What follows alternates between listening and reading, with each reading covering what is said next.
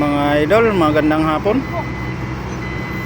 I-rescue natin tong raptorin.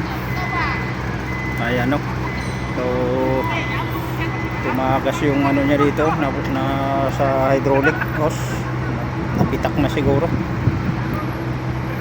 Ayan, baklasin natin.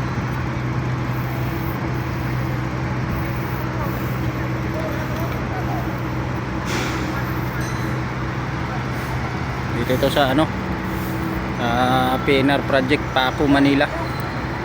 Yan yung mga ginagawa dito, poste pa lang. Ako nang release ng train, poste. Yan.